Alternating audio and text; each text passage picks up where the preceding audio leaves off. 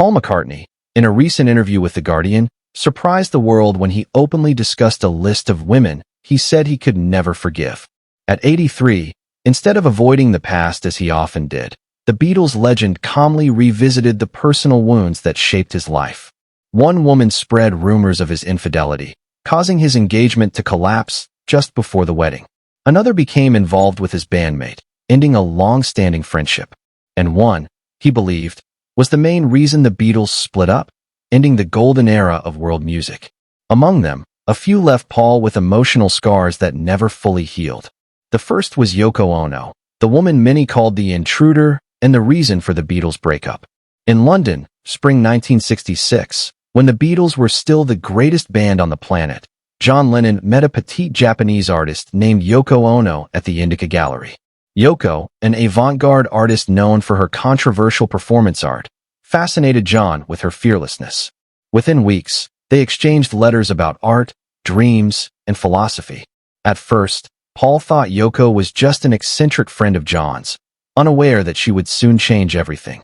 By 1968, Yoko began appearing in the Abbey Road studio, breaking the Beatles' rule that only the four members and producer George Martin could attend sessions. She sat beside John, often interrupting with musical suggestions, which infuriated Paul. The tension during the White Album sessions was unbearable.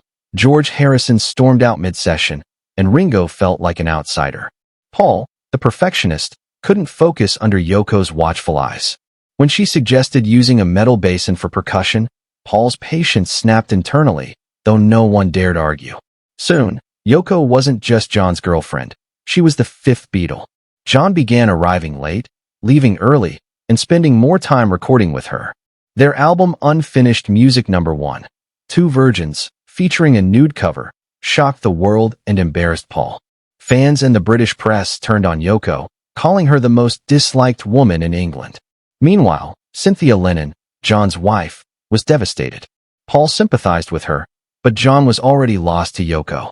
When Paul proposed reviving the Beatles' spirit through the Get Back project, John replied coldly, "I've got Yoko. I don't need the Beatles anymore." That moment ended the greatest friendship in rock history.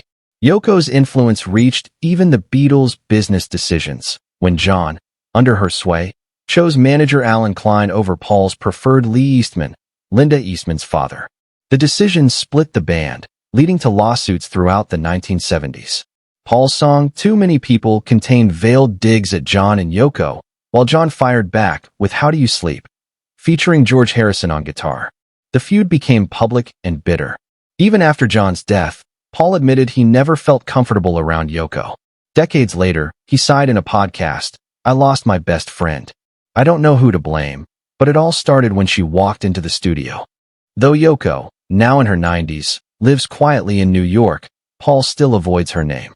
For him, she symbolized not just loss, but the end of a golden life.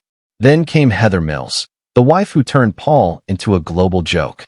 In the summer of 1999, at a charity event in London, Paul met Heather, a model who'd lost part of her leg in a motorcycle accident. Still mourning his wife Linda's death, Paul found comfort in Heather's confidence and warmth. They married in 2002 in a grand ceremony, but soon, cracks appeared. Heather began controlling his schedule and interfering with his work, alienating his friends and staff. Their arguments became public fodder.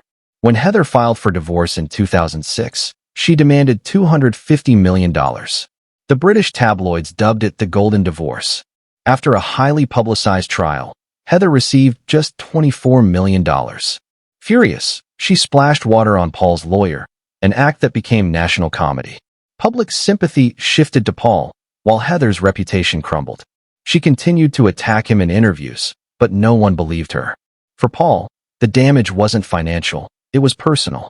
He became the world's punchline, an aging legend fooled by a younger woman. "I lost more than money," he told a friend. "I lost face."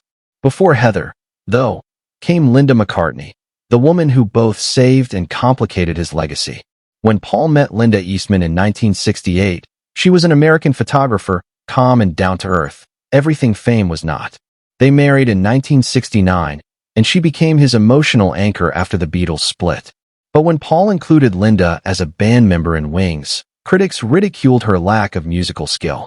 Audiences booed, and newspapers mocked their performances. Paul defended her fiercely, even when her presence hurt his credibility. When Linda died of cancer in 1998, Paul was inconsolable. He later admitted, "I once blamed her for ruining my reputation. Now I blame myself for not apologizing sooner." She was the love that grounded him, but also the love that made him vulnerable to the world's judgment. Before Linda came Jane Asher, the muse who exposed Paul's flaws to the public. In 1963, Paul fell for Jane, a brilliant young actress.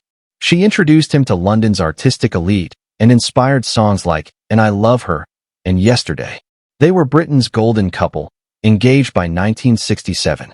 But when Jane returned home early from a theater tour in 1968, she caught Paul with another woman, Francie, an American writer. The next day, Jane announced their breakup live on BBC television. The nation was stunned, and Paul's image as the good Beatle shattered overnight. He said nothing, retreating from the spotlight as tabloids branded him a cheater.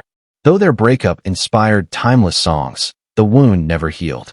Years later, Paul admitted, "She didn't have to say anything more. Just one sentence, and the whole world turned its back on me." Cynthia Lennon, John's first wife, also left her mark on Paul's past. During the Beatles' early years, Paul was kind to Cynthia, often visiting her and Julian, her son with John. He even wrote, "Hey Jude," for Julian after the Lennon family fell apart. But years later, Cynthia's memoirs painted Paul as cold and controlling, accusing him of caring more about music than people. Her portrayal shocked the public, tarnishing his reputation as the nice Beatle. Paul dismissed her claims, but her words lingered. When Cynthia died in 2015, Paul's brief message, "She was a good person. I will always remember," hinted at deeper pain and regret.